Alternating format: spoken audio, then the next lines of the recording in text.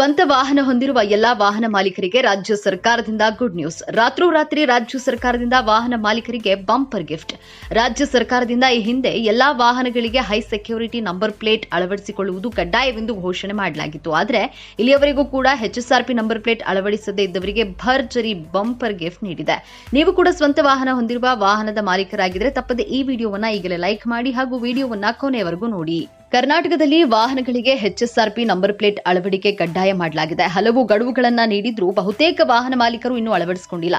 ಇದೀಗ ರಾಜ್ಯ ಸರ್ಕಾರ ಇನ್ನೂ HSRP ನಂಬರ್ ಪ್ಲೇಟ್ ಅಳವಡಿಸಿಕೊಳ್ಳದವರಿಗೆ ಬಿಗ್ ರಿಲೀಫ್ ನೀಡಿದೆ.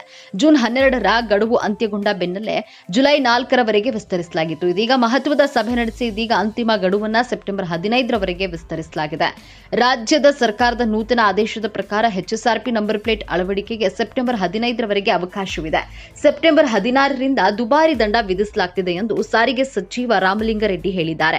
ಈಗಾಗಲೇ ಹಲವು ಬಾರಿ ಗಡುವು ವಿಸ್ತರಣೆ ಮಾಡಿದ್ದೇವೆ, ಆದರೂ ಹಲವು ವಾಹನಗಳು ಇನ್ನು ನಂಬರ್ ಪ್ಲೇಟ್ ಅಳವಡಿಸಿಲ್ಲ. ಹೆಚ್ಚಿನ ಸಂಖ್ಯೆಯ ವಾಹನಗಳಿಗೆ ನಂಬರ್ ಪ್ಲೇಟ್ ಅಳವಡಿಕೆ ಬಾಕಿ ಇರುವ ಕಾರಣ ಇದೀಗ ಕೊನೆಯದಾಗಿ ಗಡುವು ವಿಸ್ತರಿಸಲಾಗುತ್ತಿದೆ ಎಂದು ರಾಮಲಿಂಗಾರೆಡ್ಡಿ ತಿಳಿಸಿದರು. ಜೂನ್ 12ಕ್ಕೆ ಗಡುವು ಅಂತ್ಯಗೊಂಡಿದ್ದ ಕಾರಣ ಜುಲೈ 4ರವರೆಗೆ ಗಡುವು ವಿಸ್ತರಿಸಲಾಗಿತ್ತು. ಇದಕ್ಕೂ ಮುನ್ನ BND ಎನರ್ಜಿ ಲಿಮಿಟೆಡ್ ಸೇರಿದಂತೆ ಕೆಲ ಸಂಸ್ಥೆಗಳು ಸಾರ್ವಜನಿಕರು ಹೈಕೋರ್ಟ್ ಮೊರೆ ಹೋಗಿದ್ರು. ಗಡುವು ವಿಸ್ತರಿಸಲು ಸರ್ಕಾರಕ್ಕೆ ಹೈಕೋರ್ಟ್ ಸೂಚನೆಯನ್ನ ನೀಡಬೇಕು ಎಂದು ಮನವಿ ಮಾಡಿದ್ರು. ಈ ಕುರಿತು ವಿಚಾರಣೆ ನಡೆಸಿದ್ದ ಕರ್ನಾಟಕ ಹೈಕೋರ್ಟ್ ಈ ಹಿಂದಿನ ಆದೇಶಕ್ಕೆ ತಿದ್ದುಪಡಿ ತಂದು ಗಡುವು ವಿಸ್ತರಣೆಗೆ ಅವಕಾಶ ನೀಡಿತ್ತು. ಹೈಕೋರ್ಟ್ ಸೂಚನೆಯ ಬಳಿಕ ಸಭೆ ನಡೆಸಿದ ಸರ್ಕಾರ ಇದೀಗ ಸೆಪ್ಟೆಂಬರ್ 15ರವರೆಗೆ ವಿಸ್ತರಿಸಿದೆ.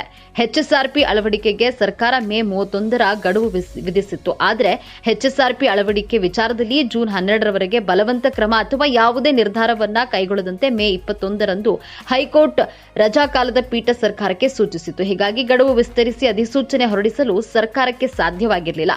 ಆಗಸ್ಟ್ ಅಥವಾ ಸೆಪ್ಟೆಂಬರ್ವರೆಗೆ ಗಡುವು ವಿಸ್ತರಿಸಲು ಸರ್ಕಾರ ನಿರ್ಧರಿಸಿದೆ. ಆದ್ದರಿಂದ ಮೇ 21ರ ಆದೇಶದಲ್ಲಿ ಮಾರ್ಪಾಡು ಮಾಡಬೇಕು. ನ್ಯಾಯಪೀಠ ಅನುಮತಿಸಿದ್ರೆ 1 ವಾರದಲ್ಲಿ ಗಡುವು ವಿಸ್ತರಿಸಿ ಅಧಿಸೂಚನೆ ಹೊರಡಿಸಲಾಗುವುದು ಎಂದು ಹೈಕೋರ್ಟ್ಗೆ ಹೇಳಿತ್ತು. ಇದಕ್ಕೆ ಹೈಕೋರ್ಟ್ ಸಮ್ಮತಿಸಿತ್ತು.